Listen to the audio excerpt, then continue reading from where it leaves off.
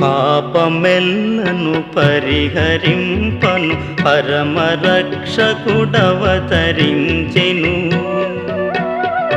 దాపు చేరిన వారికిడొకడు భాగ్యము, మోక్ష భాగ్యము.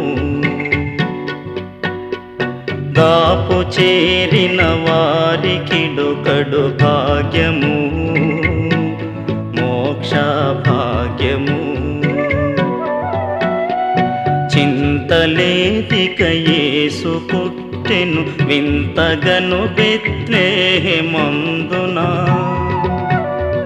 చెంత చేరను రండి సర్వజనాంగమా, సంతసముందుమా. చెంత చేరను రండి సర్వజనాంగమా.